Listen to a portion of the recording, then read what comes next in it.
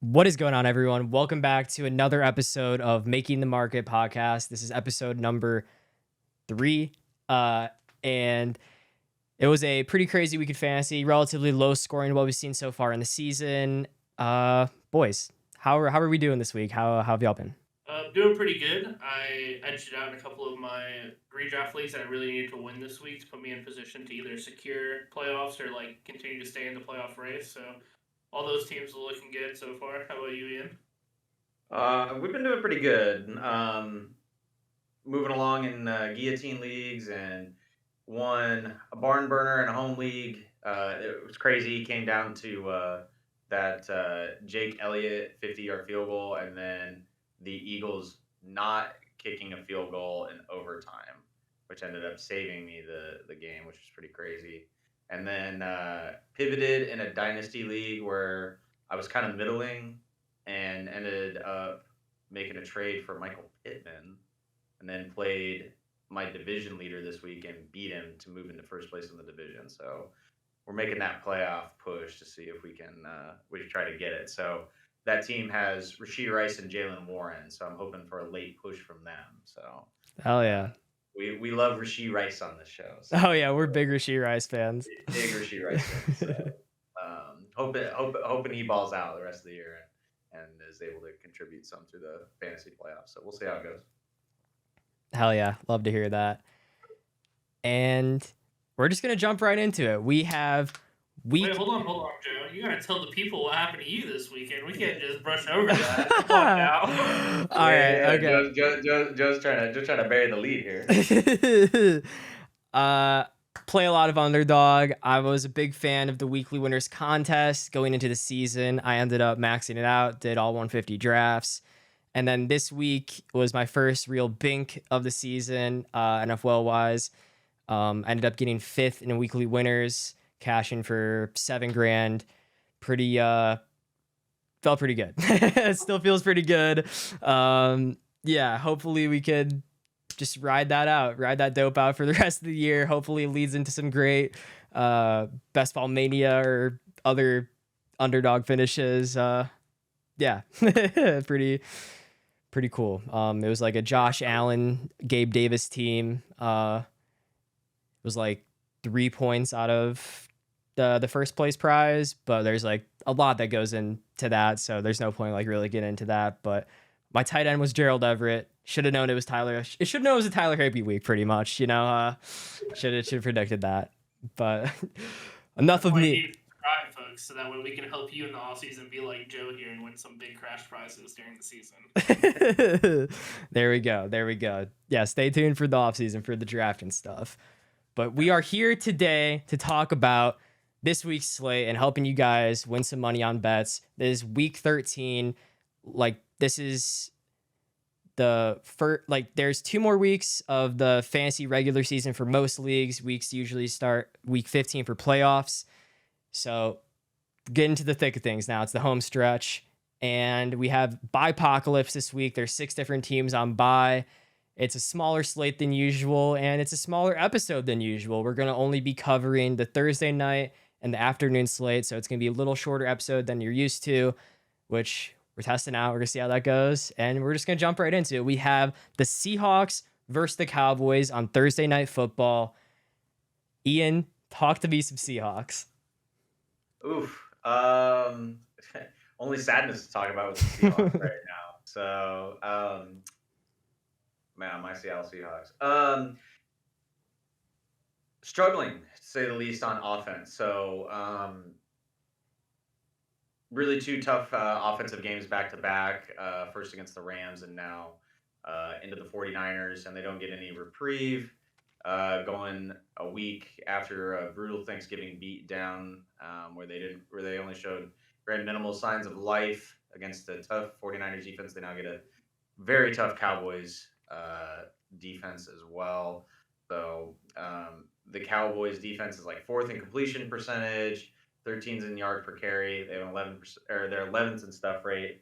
So they're just it's a really really good defense on the Cowboys side, headed up by former Seattle defensive coordinator Dan Quinn. So he's a he's a monster, and he's getting that defense. Everybody's contributing on that team, so it's going to be a struggle for the Seattle offense across the board, and probably going to be a script where they're going to be playing from behind, much like the San Francisco game. So Charbonnet last week, showed some positive, but kind of going back and looking at the film, there were definitely a lot of missed holes, some missed cuts. Showed a little bit of indecisiveness at times. For the type of runner that he is, he needs to be one cut, really decisive, big physical guy, and just kind of thumb through. Didn't do a great job of that against the 49ers. So really kind of thinking that not much is going to change in a week. So kind of like the Charbonnet rushing yards under there, and because of that game script, like I was mentioning, going to be a lot of passing situation, and I think that Cowboys defense. If you're going to attack them, maybe passing, it's a dangerous proposition, obviously, with Duron playing, got more touchdowns than anybody on the Seahawks right now. We're probably going to look at a player like JSN, right? Coming in, his line is probably going to set pretty low on receptions, but this may be a game where he's going to have that opportunity to get the ball more so as that game script is positive for them. Seattle's going to have to, or negative, I should say, and Seattle's going to have to pass that ball a lot more. So, Carter, what are you going to see out of your Cowboys? Am I speaking the truth here about my Seahawks, or are you going to try and do the reverse jinx BS that people do? Oh man, they're gonna burn the Seahawks and have Trent 2 weeks in a row. It's gonna be awesome. Yeah, I mean Dak's just playing out of his mind right now. He's probably like the third best fantasy quarterback in the league, and he's looking like one of the top 5 just real life quarterbacks right now. He's playing the game amazing. I think Aaron Rodgers even had a quote on McAfee today that was like, he's been watching a lot more football this year, and he loves Dak. He thinks he's doing all the little things right. He's being able to come to the line and see what the coverages are and make the adjustments in protection and hot routes and things like that when he needs to. And there's a lot of other good things happening. Like Brandon Cooks is looking like more and more of a reliable flex player for your fantasy playoff teams. This may be somebody you want to go check the waiver wire for and pick up. I mean, the Cowboys' offense like 4th in yards per pass attempt, which is insane. 1st in completion rate, 6th in pressure pro. Like they're just destroying it on offense. They're passing a lot more than neutral rate, so we really want to attack those pass catchers. Look to probably take the Jake Ferguson over and maybe the Brandon Cooks over, since they're going to be the 2 cheapest. And I'm not sure. Who do you think Witherspoon's going to be matching up against this weekend? Do you think it's going to just be CD all day, or do you think they're going to move him around? Or No, they'll just play him in the slot. The interesting thing about the Seattle defense going into this week was, well, I should say going into this week, but started in the San Francisco game, was very early on in the San Francisco game. Seattle benched Tariq Woolen in favor of Mr. Bad, Michael Jackson. And the big reason for that was Woolen's inability to tackle. And so one of the things Michael Jackson is a capable player, but Seattle, much in the same way when Richard Sherman was there, and now with Witherspoon, plays their players in the same positions. And that means that Witherspoon's going to be in the slot majority of the game. Sometimes he'll match up strong side. Sometimes he'll come as a blitzer, depending on formations. But I don't think that this is going to be a situation where CD is going to be followed by Witherspoon.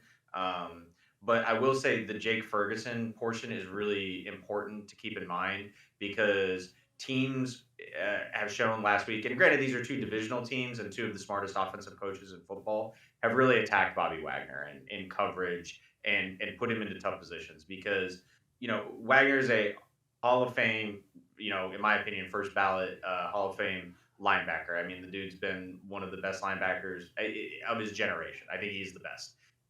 But right now he's limited, and teams are attacking the hell out of him. And I think you're going to see the Cowboys put him into a bind with Ferguson. And Ferguson, from my perspective and just what I've watched out of Dallas, he's that type of player that can really put linebackers in a bind, especially ones that aren't elite in coverage, or really actually, quite frankly, with Wagner, even average in coverage. Spin facts about Bobby Wagner. We are going to be attacking that man. The Ferguson over is looking juicy, and a big reason why we love the Ferguson over is because the Seattle corners play really tight man and make it really hard just to be able to sneak the ball in some spots.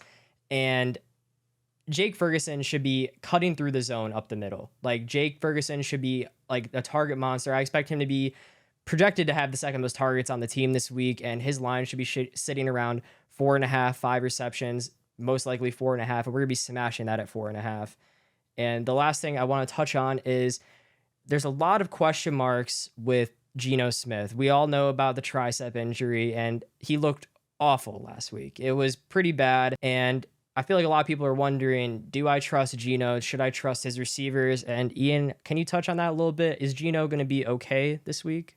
Yeah, I don't think the injury was necessarily the problem with Geno into San Francisco last week.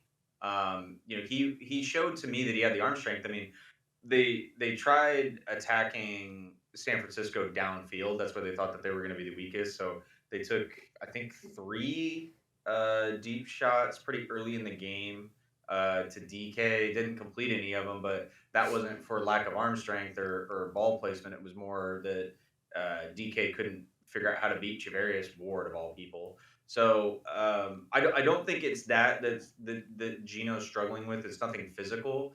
I think it has a little bit to do with the offensive play calling.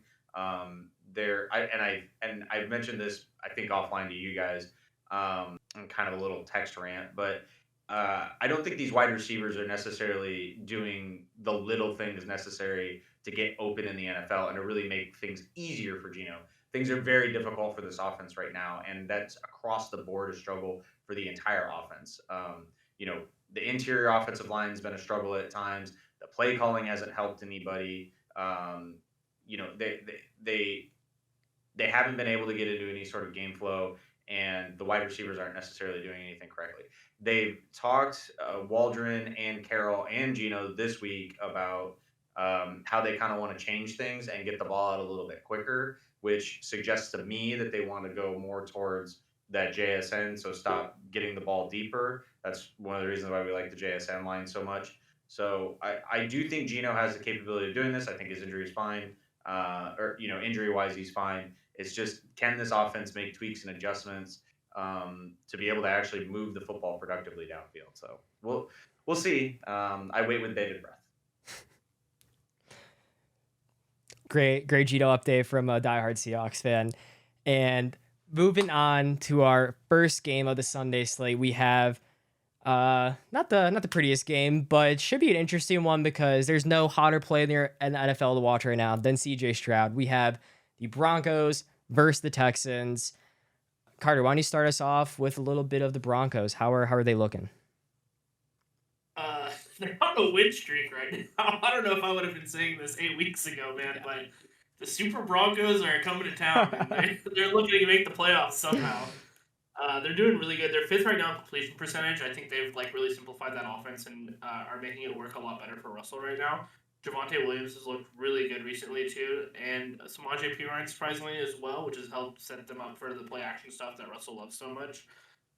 They're 30th in pressure pro. Yeah, so they're 30th in pressure pro, so the blitz does get to them a lot more frequently, and DeMeco Ryans a pretty good head coach, so we'll see if that's something they'll implement over there in Houston if they're going to try to blitz Russell a lot to mess up his game.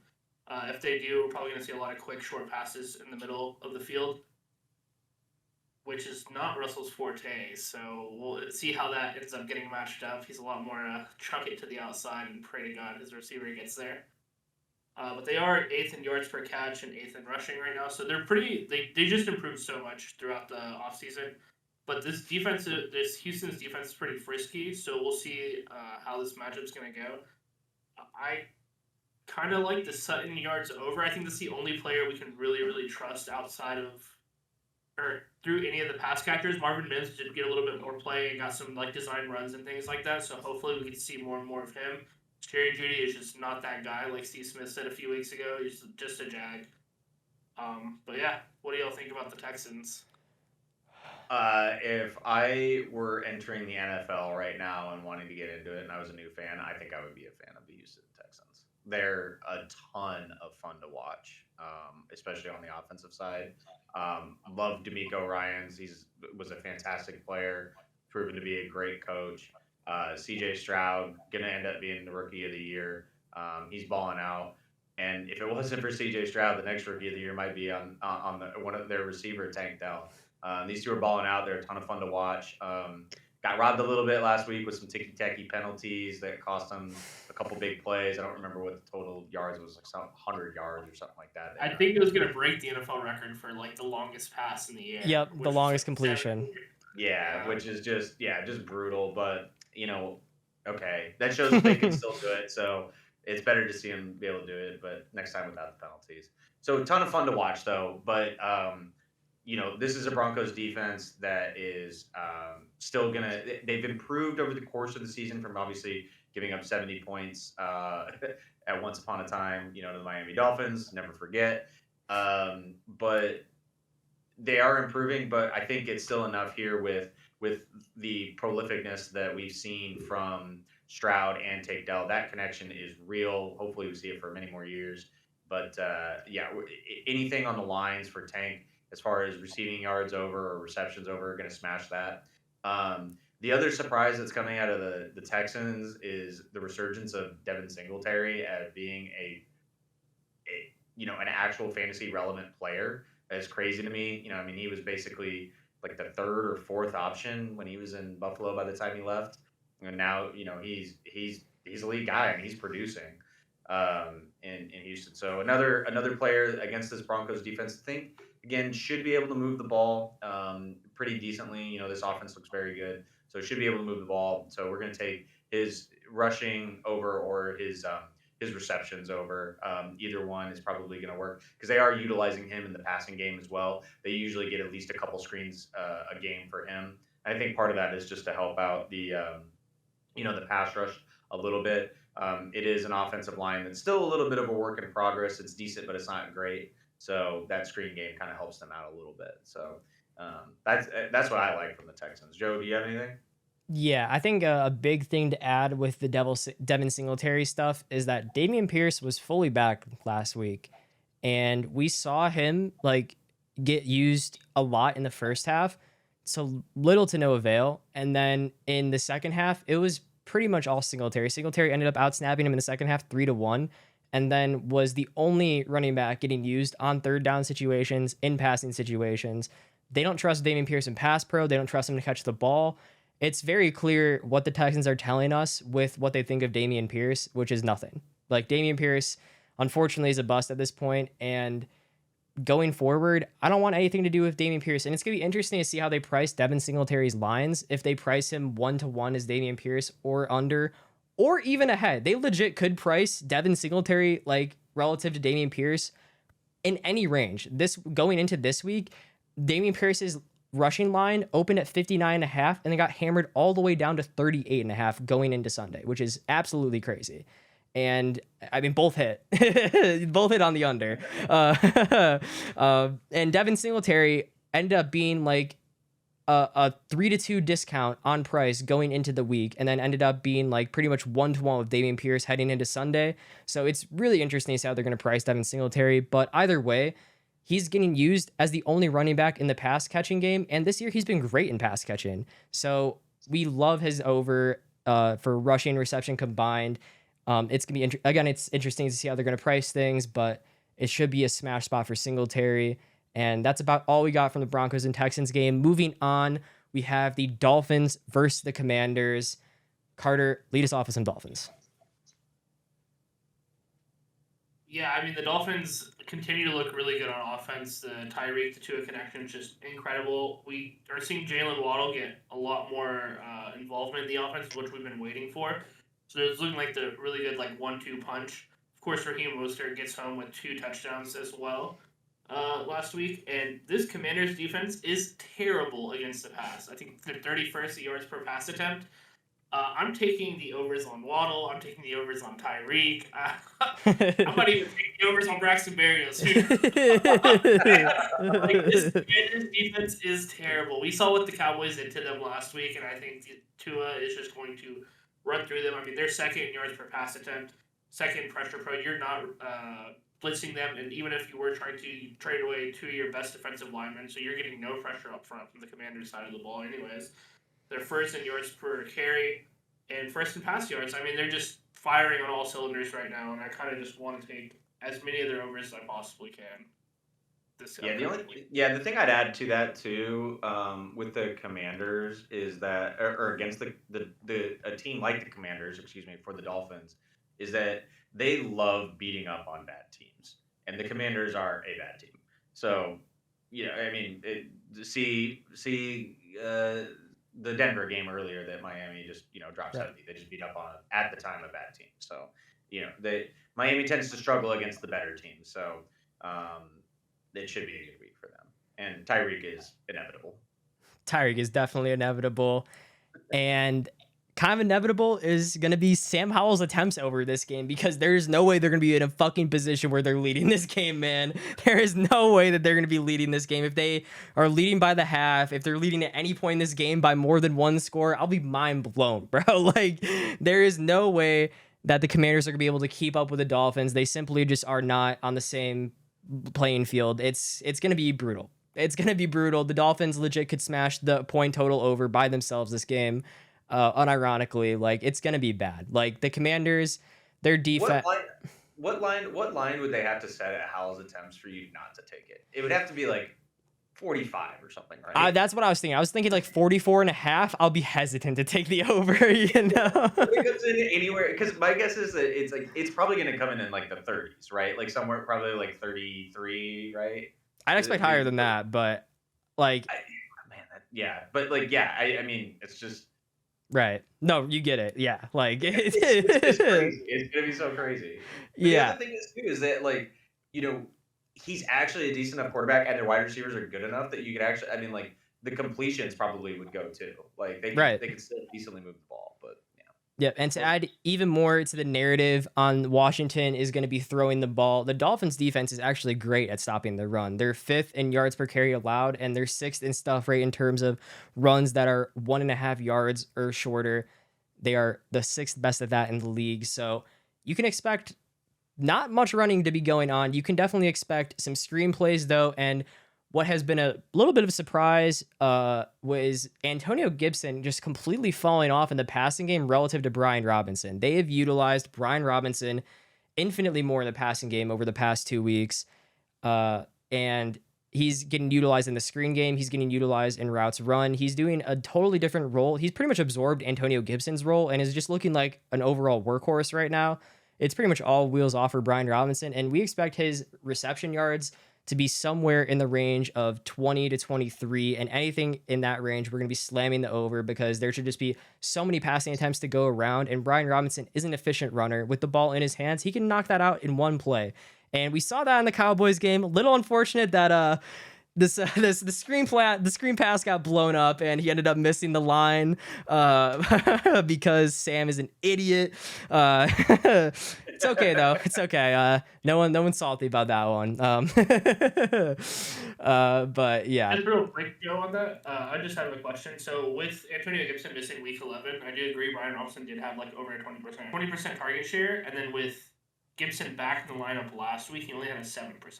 Do you think there's just going to be so much throwing going on that he's just kind of get it regardless, even if that 7%, or if it's like a 10 or 12% share, it'll just be enough receptions for him? Because I do agree he is an electric player with the ball in his hand, but that's just something I'm curious about what your process is on that. Yeah, his routes run is still in a huge uptick relative to where he started with the season. So I expect him to just still be like that. It was just like a good process, bad results type thing, where like I expected him to be getting more targets, but it just didn't happen. And obviously, like with Gibby coming back into the lineup, he should be seeing less of that passing work, because it is a 2 running back offense. They do like using Gibby in the passing game, but Brian Robinson still is, like, in my opinion at least, like the overall much better back, and definitely a lot better with the ball in his hands. Looks a lot more explosive overall than Gibby ever has in the NFL.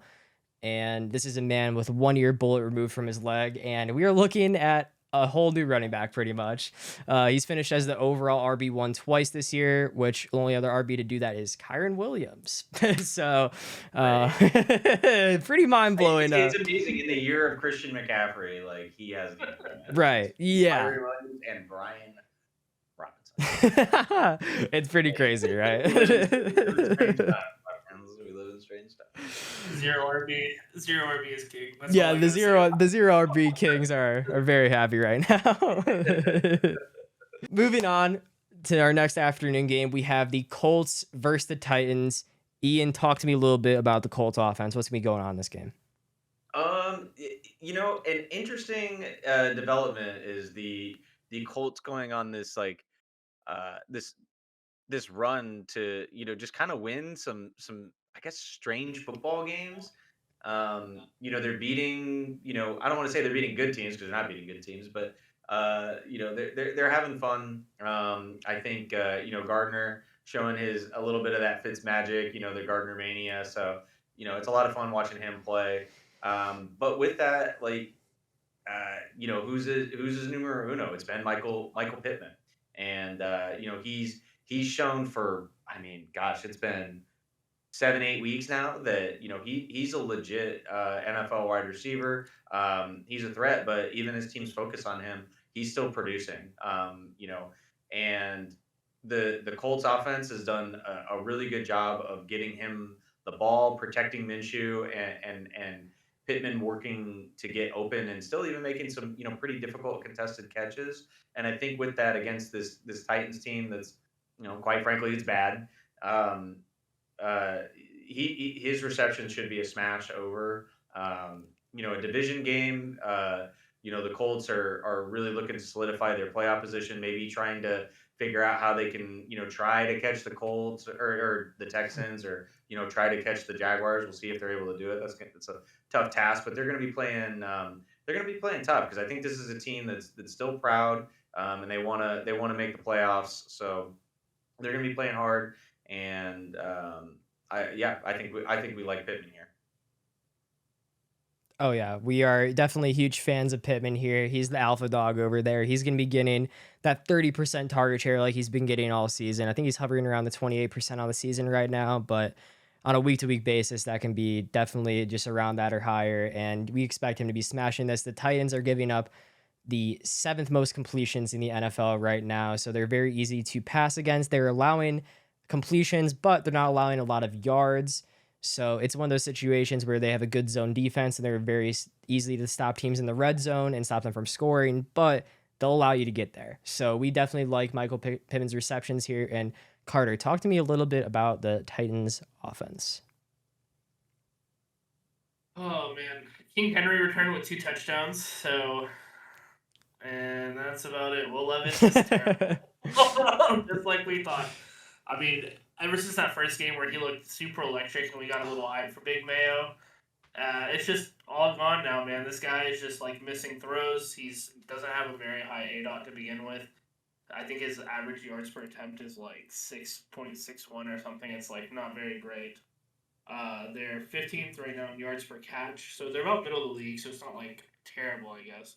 10th in rushing percentage though, and 28th completion rate. So 31st in pressure pro. So, I mean, he's just not getting the ball out quick enough. He's taking a lot of sacks. That's why we love the Will Levis sack over. I don't care if that shit's set at 3.5. We're taking it over. This man's just looking at Sam Howell and doing his best Sam Howell impersonation when it comes to taking sacks right now. Which Sam Howell is better, surprisingly, but still. It's a struggle. It's a struggle with the rookie QBs, man. And especially with Levis he hangs onto the ball, and when you have a defensive-minded coach, we see this across the league. Defensive-minded coaches hate turning the ball over, mostly because they don't want to put their defenses in bad situations. So their instruction to their quarterback is don't turn the ball over, which means don't throw risky passes, which then leads to sacks. And that is exactly what is playing out with Levis here. The sacks over, it's got to be a smash. Yeah, I completely agree. I think the only thing we can really trust here is Derrick Henry to go over his rushing yard attempts. That's going to be the only way they probably win this game if they control the ball and run a lot with Henry. We saw Tajay Spears only get something with Tajay last week. Something just real quick on Tajay. He did get hurt midway through the game. Okay. He got a nasty hit, and I think I don't remember if he came back or not, but he was out for a while because it was pretty gnarly. Yeah, didn't watch very much of the Titans versus the Panthers. I just remember it because I was just God damn, that dude got smoked. And I was like, that sucks. It's gonna be a Henry day. Sure as it was. Yeah, and so I just kind of see this going, like I said, all through Henry. Can't trust Levis. Can't really trust D-Hop, unfortunately. If you're taking his over, you're just praying for like one big play. That's not the way we like to gamble with our money. It's basically very coin flipping. Might as well go to the roulette table and put it on red. Pretty much same risk you're taking there. So, yeah. Anything else you want to add to this, Joe? Or Yeah, I'll touch a little bit on the Colts defense. They've improved a lot, man, over like the past, kind of like the Broncos defense, as to where like they started off the season and we were like, man, we're just gonna be targeting the Colts and Broncos defense every single week. And that narrative has shifted a little bit. It's definitely shifted for the Broncos, and it's most definitely gonna be shifting for the Colts in the coming weeks, because to start the season, they were 26th in completion percentage, 30th in passing yards. And as of right now, they're 15th in passing yards allowed and 16th in completion percentage, which is a massive shift over like the course of just a few weeks. So they're starting to really play a lot better in coverage. I don't know what they've changed, but it's working, whatever it is. And probably a large part to do with that, those stats getting inflated, is their pressure rate. They're getting to the quarterback. They are 7th in terms of pressure rate, so they are getting to the quarterback. This is also part of why we love taking the Will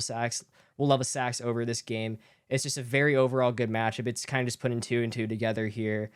And yeah, that's pretty much enough said on that. So moving on, we have the Falcons versus the Jets. I'll start off with this one. The Falcons, I mean, Arthur Smith has been a part of the most toxic groupthink bullying we've ever seen in the NFL. This is crazy, because this man was like, I'm gonna give Tyler Algier the ball more than Bijan, and then and he was just losing fucking games, man. I think he had 3 games won while giving Bijan less than 15 touches per game. Then he's just finally like, I'll listen. And now Bijan with 20 touches a game, they're somehow winning. It's crazy. It is crazy. It's mind-blowing. It's almost like you spent a first round top 10 pick on the fucking running back. So how about we give him the ball 20 times like everyone thought you would, and they're winning. He's getting over 100 yards. Bijan is looking like a fucking animal. And my God, Arthur Smith, you are just infuriating. The Falcons' offense is looking great. Their offensive line is just stud from left to right. And I mean, yeah, like they're 11th in yards per carry, 2nd in missed tackle rate, thanks to Bijan, 5th in rushing yards. And there's nothing good to say about their passing game. It's just their run game. Desmond Ridder is awful. Taylor Heineke is awful. I've always been a Heineke fan, but it's just not happening, man. Their weapons are too good for them not to be producing. And yeah, so we are definitely fans of the Bijan rush yards over this game. They're playing against a very good Jets defense, but the Jets defense is very marginal against the run and great against defending the pass. So putting 2 and 2 together here, we shouldn't be seeing much passing out of the Falcons here, just plain and simple. And sounds like Arthur Smith's wet dream. Yeah, just like it's gonna be a game where I would expect to see, unironically, like it should be a very run heavy script. 3-2 rushing at times, passing at times. I would not be surprised. So yeah, I'd be shocked if the Tim Boyle-led Jets got out to a lead in any fashion as well. So knowing Arthur Smith, as soon as they're up by a couple scores, they're just going to be run. So completely agree. I do not think the Jets have a fighting chance in this one. Yep. And Carter, I know you are a huge Brees fan. Talk to me a little bit about how the Jets are going to be potentially moving the ball this game. The only way they can, through Brees Hall. Tim Boyle is not it.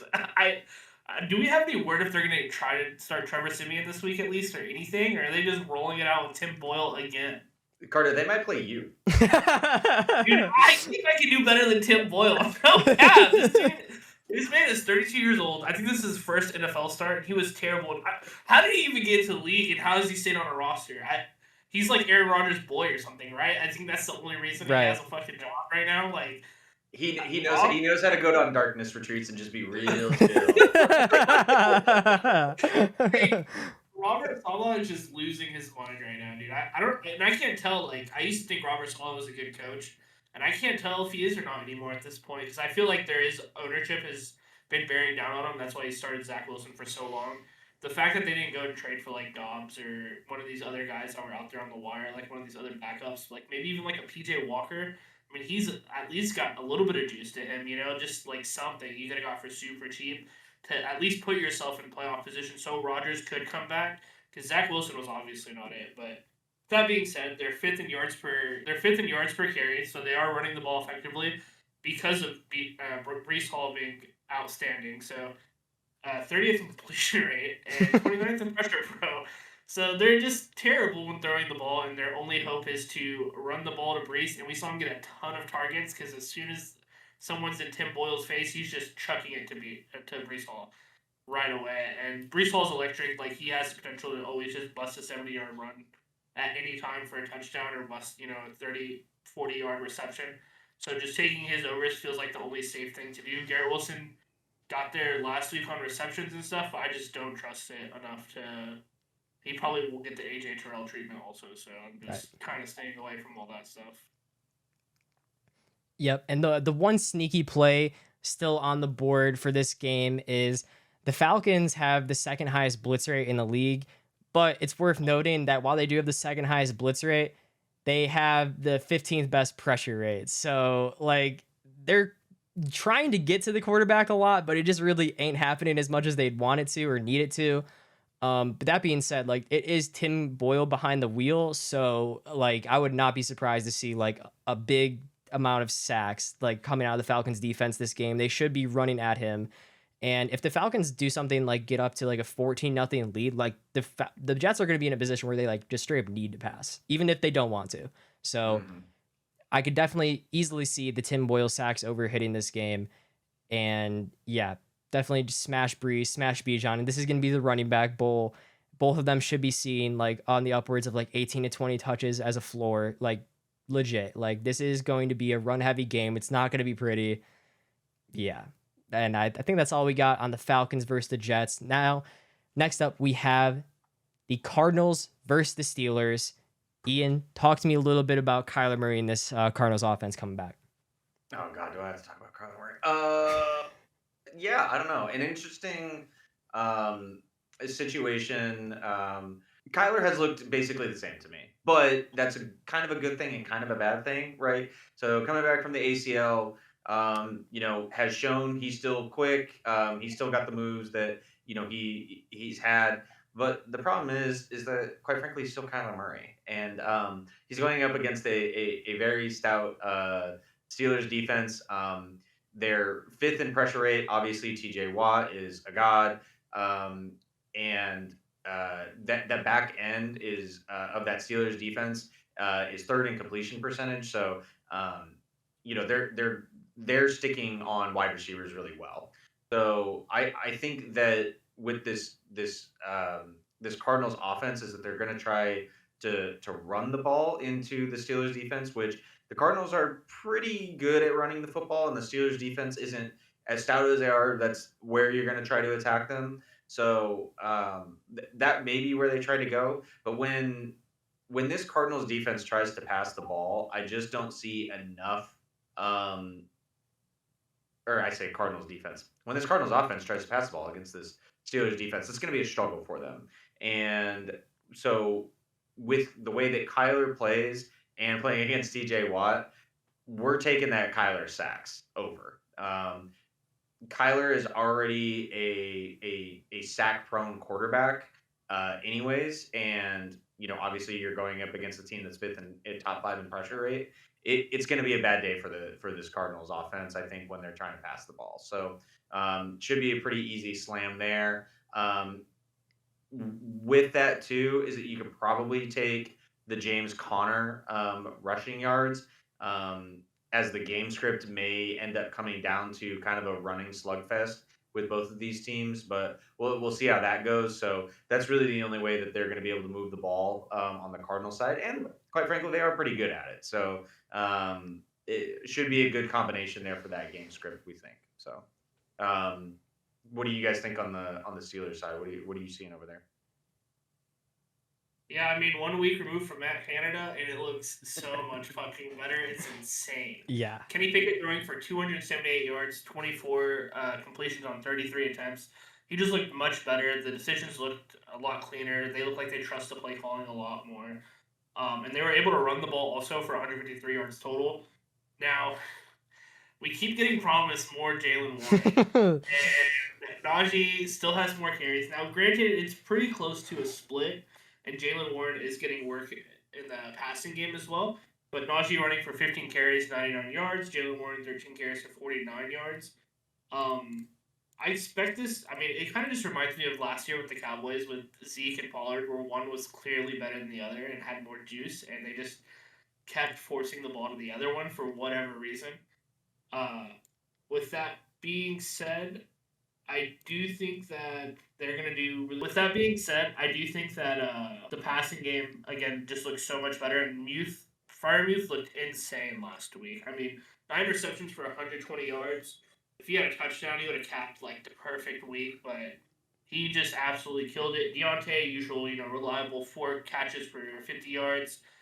We are looking at taking both their reception overs. I know Deontay's got some stuff going on right now. I don't know what's going on. If he's being a drama queen or he's ready to quit on this team or what it is. Are you guys really taking that? I'm not. I mean, I know this Cardinals defense is bad, but you trust in that? You don't think that that's going to spill over to the field?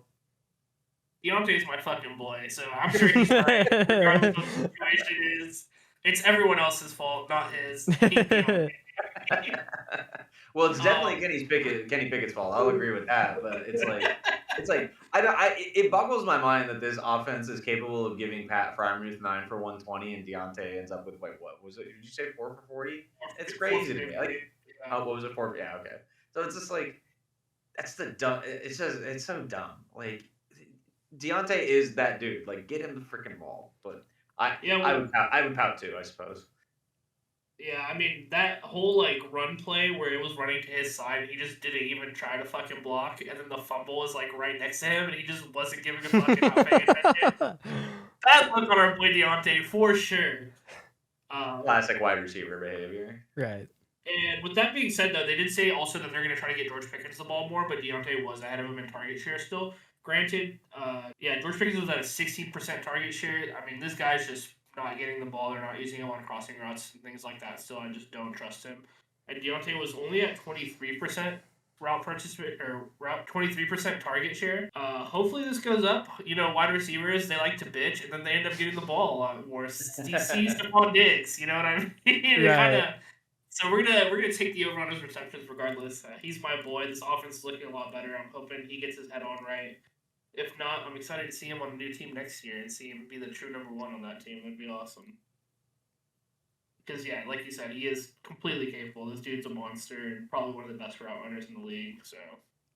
Yep. And to touch on why we like both of the lines, not just one, the Muth receptions and Deontay receptions over, is the Cardinals defense is as bad as you think. They are 32nd in completion percentage, so they give up the most completions in the NFL. They are 31st in passing percentage, which means teams love to pass against them. And they're second in rushing percentage, which means teams are just constantly throwing the ball versus them. It's open season, bro. They're shit in man coverage. They're bad in too high safety. You can do anything against them, and it's gonna work. They're not a good team. They're the first pick bowl. Like they're an awful team. I don't expect them to be winning too many games down the stretch here. And yeah, both those overs, Deontay and Muth. It's gonna be interesting to see how they price Muth's lines this week. I would expect to see it very akin to what McBride's lines were after his blow up week, when McBride was like a 3.5 40-yard guy going into that week, and then after coming out of that was like 5.5, even 5. So at Muth at 5.5 is a little more sketch, but 5 is definitely a smash. 4.5 is a giga smash. Deontay, anything in that range, 4.5, 5, those are both smashes. He simply should be getting the ball a lot more. He had a low target share relative to what he's had with Kenny Pickett throughout his career the past couple weeks. And without Matt Canada there, they should be throwing the ball more. We saw Kenny Pickett pretty much unlocked last week. It was a great first game out of them, and we love the Deontay and Muth overs here. Absolutely. So moving on, we have the second to last game of the early afternoon slate. We have the Lions versus the Saints. Ian, start me off with some Lions. Yeah, Lions have been, an absolutely fantastic offensive team this season. From not only an NFL point of view, but a fantasy point of view. they've been a source of a ton of points from a ton of different players. Um, I mean, David Montgomery when he's healthy, Jameer Gibbs now that he's getting his run, Amon-Ra St. Brown, Jared Goff has been a good fantasy quarterback, and then Sam Laporta has been killing it too. But they're going up against the Saints team that is, you know, it's at least on the defensive side, they're kind of weird. They're not very. They appear at times to be okay, but then other times they're really shaky, and they can end up getting into these weird shootouts, and teams can really move the ball on them. I think this is a type of game where especially if both teams are getting out and moving the football, that we like Jameer Gibbs in this game. I think he had a little bit of a down week last week into a little bit of a tougher matchup, but this one should be a little bit more friendly. They've really been focusing on him getting the football, even as good as Monty has been. But you're probably going to get Gibbs at a discount coming into this week, given the performance last week. And I think that they've really shown that they're splitting the carries pretty evenly, and they're going to move the football. Rushing. So definitely like the Jameer Gibbs rushing on that side. So smashing that all day. What are you guys seeing on the Saints side? Anything worth taking over there?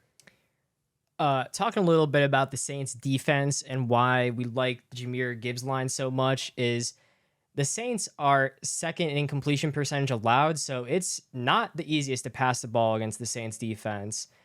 Even though that they're allowing a lot of points, they're in the middle of the pack in terms of points allowed this year.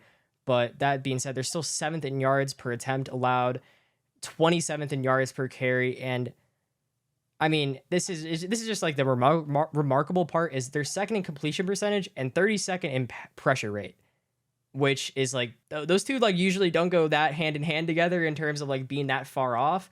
Usually high pressure rate does equal low completion percentage, but for the Saints, they're not getting to the quarterback at all, literally at the lowest rate in the league, but still allowing only the second least completions, which maybe is akin to how good of zone they're playing / how good their lockdown players are, like Lattimore.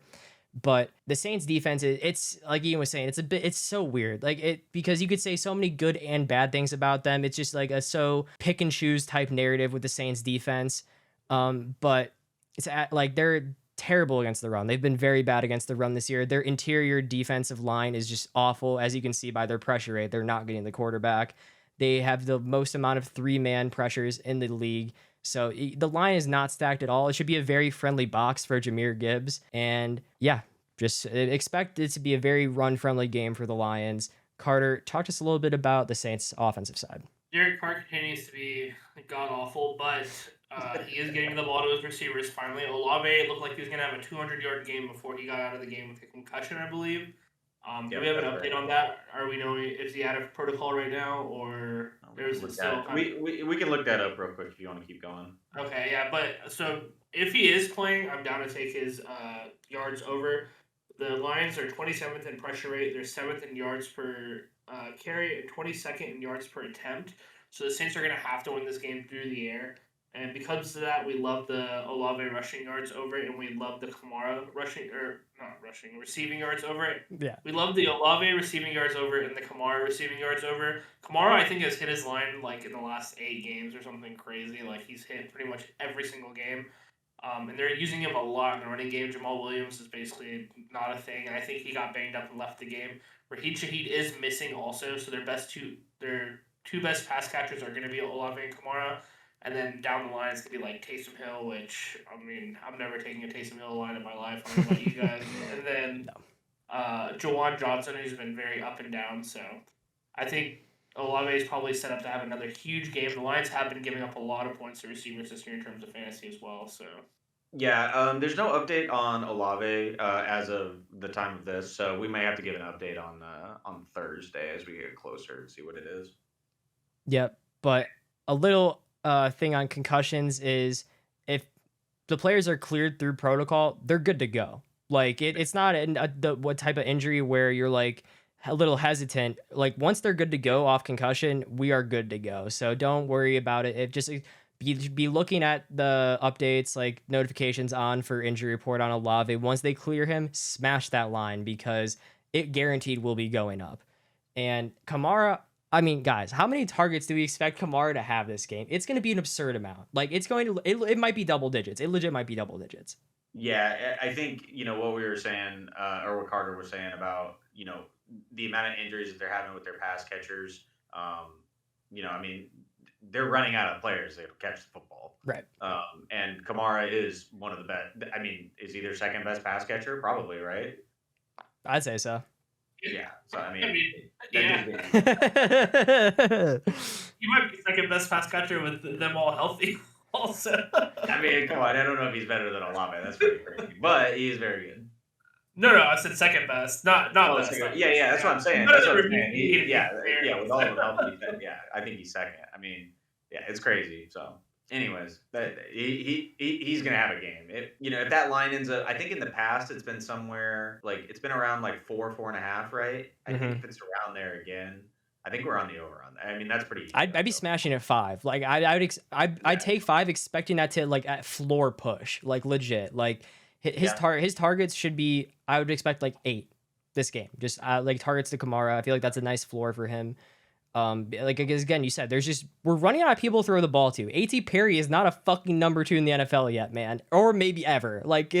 He's not A.T. As big as an A.T. Perry guy you could be. He's not it. He is not it. So we're definitely liking Kamara this week, and I think that wraps it up for the Lions and the Saints game. And moving on to the last game of the afternoon, last but not least, even though it's pretty awful, it's the Chargers versus the Patriots. Carter, why don't you start us off with some Chargers offense? Yeah, they keep stealing themselves as usual with the Right. Chargers.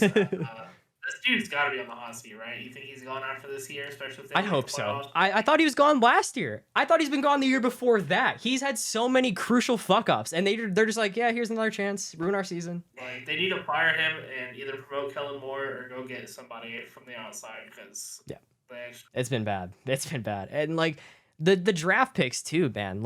It's so brutal. That wide receiver stretch in between them and them picking QJ. Any Chargers fan, you're cringing, man. It's bad. It's not good. Yeah, with that being said, the Chargers offense ranks right now. I mean, they're 8th in passing percentage, 12th in yards per pass attempt, 22nd in yards per carry. Eckler has looked awful this year. Do y'all think it's still the injury, or do you think this is it? Eckler is done? Do you think he's washed? Or do you think this high ankle sprain is still messing with him, and he's just forcing himself out there? I think Eckler's a warrior, honestly. I know his age is getting up there, but Eckler's someone who lifts twice his body weight. This is someone that is not going to be going anytime soon. So I would not be shocked to see Eckler move down 3, 4, even 5 rounds in fantasy next year and then absolutely smash that draft price. I don't know if we're going to be seeing the same Eckler at any point for the rest of the year because he definitely seems like if it's not injury, he's just awful. So I would assume that he's forcing himself just to play through a lingering high ankle sprain. That's my take. I think some of it too is the offensive line talent is pretty bad. I mean, Rashawn Slater is one of the best young tackles in the NFL right now. He's a building block for this team moving forward, which they actually a lot of people, I don't get this. A lot of people say that they think that the Chargers have talent on this team. They do not.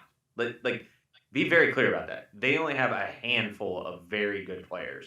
It might just be Slater, Eckler, and it might just be the 4 offensive pieces between Slater, Eck, Herbert, and Keenan. Outside of that, Bosa's constantly getting hurt on the defensive end. Khalil Mack is a dinosaur, no offense. I mean, whatever. But there's not really any other talent on the defensive side of the football that you can hang your hat on. Derwin's great, but who is that? Oh, Derwin. Yeah. Sorry, Derwin is good. But other than that, Asante Samuel is a little overrated, to be honest. Yeah, but it's that's outside of that, the talent discrepancy between this roster and a lot of other NFL rosters is a mile. It's actually kind of it's kind of insane how much they rely on Herbert and Keenan to keep this team afloat. Eckler is trying, I think, but again, it's a struggle for them. and it's kind of like what we were talking about with Seattle, is that they're not doing anything easy. Everything's hard, and in the NFL, it's like if you make things look easy in the NFL, that's when you're really good, right? I mean, but they're making it look hard, and I don't, and a little bit of it is Staley, certainly, but I think a lot of it is still the talent on this team as well. So it's a bad combination. Yeah, I mean, I definitely agree. I don't think the offensive line is doing him any favors. There's just been like a few plays where Eckler was in a position where like the old Eckler would have just ripped it for like a 70-yard touchdown, or just like a lot better. Like I would have expected a lot more from that specific play from out of him, and he's just looked really sluggish. Like he had a run a couple weeks ago where he was like bounced to the outside, and like if it was the old him, like no one was catching him, and he ran for like 10 yards and got caught immediately. So that's why I was just curious what y'all thought about that. I do think an interesting thing about Eckler though is that even if we do think he's washed and his price goes down a lot next year in fantasy, that he's someone that can kind of take like that James White role where he becomes like just your pass catching work. And so even like in Dynasty, I wouldn't be like super quick to sell him unless you can get like someone to give you a lot for him who believes that he's going to come back strong next year. He would be someone that's probably going to be like a solid flex option, even like a couple or 2-3 years after like his running days are over, if they're not already over right now. We're just kind of wait and see on that one for sure. With that being said, the Patriots defense is 17th in yards per pass attempt right now, 20th in completion rate, first in yards per carry. So maybe we get a little Eckler juice here, maybe we get a little Josh Kelly juice. And they're 30th in pressure rate, so Justin Herbert's going to have all fucking day long to throw on them, basically. And when he does that, Herbert's a good enough quarterback to make the correct plays. With that being said, the only Charger I really trust right now is Keenan Allen, so I think we're only going to take his receptions over and his first down overs because he's the only one that can get past the first down marker. QJ is not it. That man has worse hands than MVS probably, which is wild to say. I mean, I'm a TCU fan, and he was awesome for TCU, but I did not think he was ready to be a starter. And to be fair to him, like the Mike Williams and Josh Palmer injury didn't help him out. He probably got pushed out there a lot quicker than they wanted him to. This is definitely a project piece. They just kind of looked at his raw athleticism. We're like, let's give him a year and a half. Let's get him going and teach him how to be an NFL wide receiver. And then maybe we got something monstrous here. I just hope it doesn't hurt his confidence moving forward. What do y'all think about the Patriots offense? You think we're going to get another half Mac Jones, half Bailey Zappi week, or are we going to go full Bailey Zappi? Or what? Yeah. I don't. I mean, I don't think about this Patriots offense much, but when I do, I just get down. But I think the point there is that we don't know what to expect, right? So I don't know what we may not even get lines on the Patriots QBs, but if we do, I think it's just smash whatever unders come out, right? Right. And even if it's a combined line, I mean, do you like any of these? The pass catchers are anemic. I mean, you saw what the offense the last week. I think they tried to move everything to a short game and just move everything underneath, and then that became predictable and got stopped. Like they're just not doing anything meaningful on offense, and it's a bad roster on the offensive side, devoid of talent, right? And so they're probably just going to rely on trying to run the football. Stevenson has looked pretty good at times, but nobody on this offense that can catch the ball, and there's really nobody that can throw the ball either. So I think it's just and the Chargers are they're a good passing defense for the most part. Not a super high pressure rate, but they're pretty decent on the back end, like we talked about. Samuel and Derwin are pretty good, so they're covering decently on the back end. So I just don't see this Patriots offense moving the ball via passing. So it just feels like another one of those games where you look at the box score and you're like, yep, they managed 120 yards passing. Like shocker. I will say though, Ramondre has been getting an incredible amount of work, especially in the passing game also. So maybe this is something too we're gonna keep an eye on. That if the books aren't respecting his line, his reception line comes in at like a 3.5 or 4.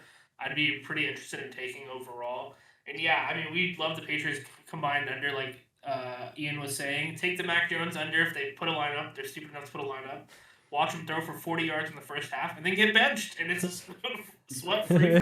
There's a guy on TikTok that just makes his bread by making fun of Bill Belichick, looking at wide receivers that run 4.7s, being like, "That's our guy." And that's all he does in every clip. He has like 100 the same video, and he gets millions of views every single time because it's just the truest thing ever. It's so funny, man. It's so funny. That was all we had for lines from that game. It's just the Keenan little reception or first down over. It's the only person we can trust on that offense going into this game. And then if they give us a QB line for the Patriots, we are slamming that under for sure. The combined total, the fantasy points total, anything that they'll give us, we will take the under. And that about wraps up the Chargers-Patriots game. That wraps up the Thursday night and the early afternoon slate. Thank you all for watching. Make sure to stay tuned for the Thursday episode where we go over the late slate and the Monday night game. And make sure to leave a like, subscribe, and catch y'all later. Peace. Peace.